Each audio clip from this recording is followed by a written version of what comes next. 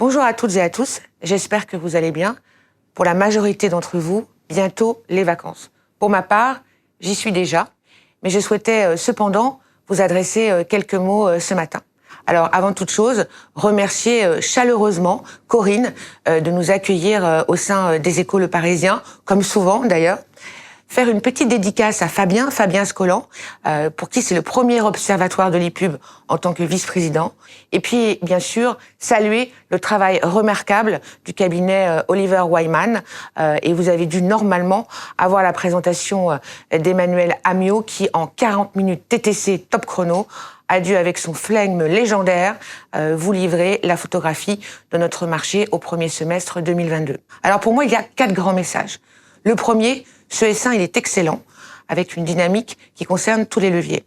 Le deuxième message, c'est que finalement, des lignes de force se confirment et sont désormais très structurantes.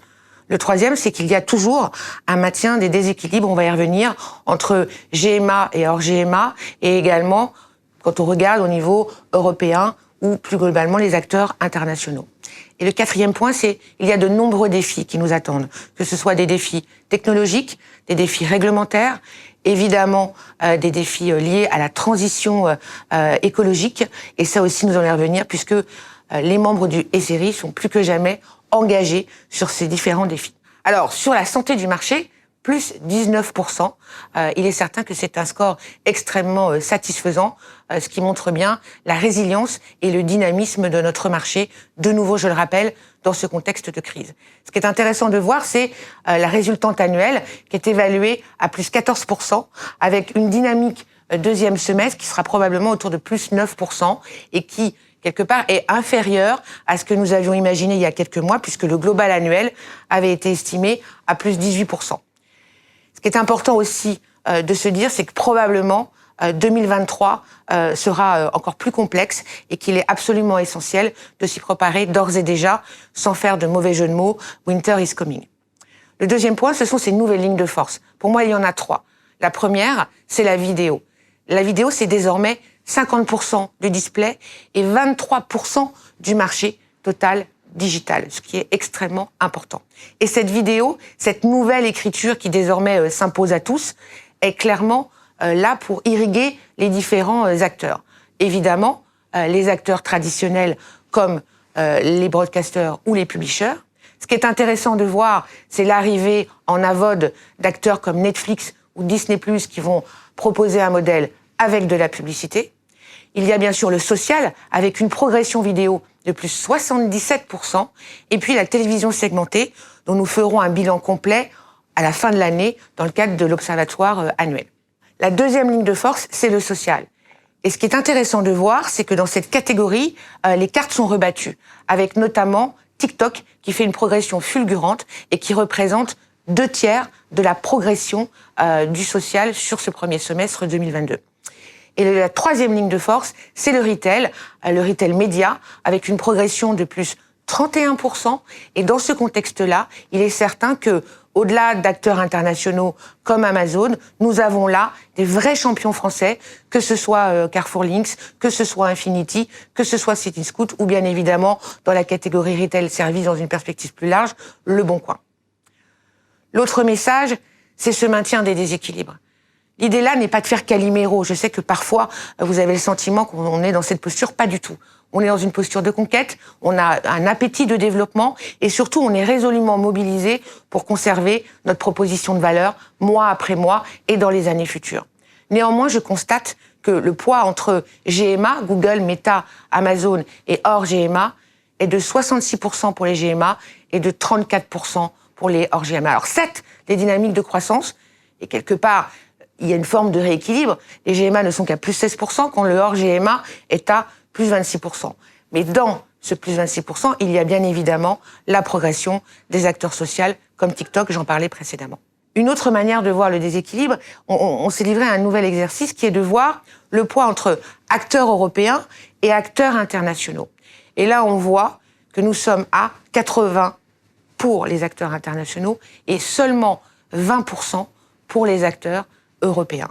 Et là, c'est vrai que néanmoins, c'est un peu préoccupant puisque vous l'avez vu, on perd effectivement 4% par rapport au S1 2021. Moi, mon message, il est le suivant. C'est, dans les périodes de crise, vous, agences, annonceurs, vous devez faire des choix.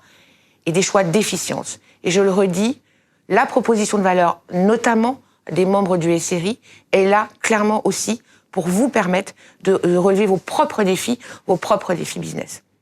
Et le dernier point, je parlais de défis il y a quelques secondes, c'est en permanence, nous avons cet enjeu et cette nécessité de s'adapter. Et c'est vrai que les défis, qu'ils soient technologiques, réglementaires ou climatiques, sont de plus en plus nombreux. Et il est important pour nous tous de garder la tête froide, d'avoir cette capacité de pouvoir prioriser et de pouvoir effectivement arriver à conserver une dynamique et une compétitivité dans ce contexte-là. Et c'est vrai qu'on attend beaucoup à la fois du gouvernement pour mieux nous accompagner, en particulier les acteurs locaux. Et puis également, on attend énormément de ce qui va se passer, en particulier début 2023, avec les sujets DMA et DSA. En tout cas, nous y serons très vigilants sur cette dynamique européenne. Moi, je voulais revenir sur notre combat au niveau du SRI, qui a été clairement, on va dire, porté par nos membres et par le conseil d'administration. Ce combat, c'est SRI engagé pour le climat. Nous avons lancé un référentiel en octobre 21. Nous avons annoncé il y a quelques semaines que nous travaillons main dans la main, en particulier avec l'IAB et les experts du marché, pour proposer notre référentiel en open source à la rentrée, et c'est un engagement que nous tiendrons. Nous sommes également en discussion permanente avec les interpros pour pouvoir s'aligner sur la mesure de l'empreinte carbone, qui va être là encore un défi à relever pour cette année 2023, car nous avons là des engagements, puisque nous tous, nous avons remis nos contrats média-climat, et le SRI a porté 5 engagements. Et le dernier message, c'est concernant le label, le fameux DAT. Je sais que certaines rumeurs ont couru sur le label depuis quelques mois. Je tenais à préciser devant vous ce matin que le label sera bien toujours, entre guillemets, en exercice jusqu'à la fin de l'année 2022. Et d'ailleurs, je profite de l'occasion qui m'est donnée ce matin pour remercier sincèrement à la fois les régies et les éditeurs qui, depuis 2017, se sont mobilisés pour proposer des nouveaux standards de qualité au marché publicitaire, parce que cette dimension de brand safety et de qualité, c'est là aussi ce qui fait notre avantage concurrentiel. Après, compte tenu de toutes les évolutions de notre marché du digital, on ne peut pas rester statique.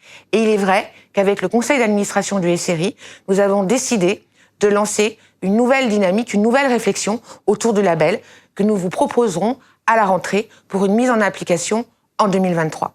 D'ici là, je vous souhaite un excellent été, et pour paraphraser une animatrice célèbre chez nous, prenez soin de vous.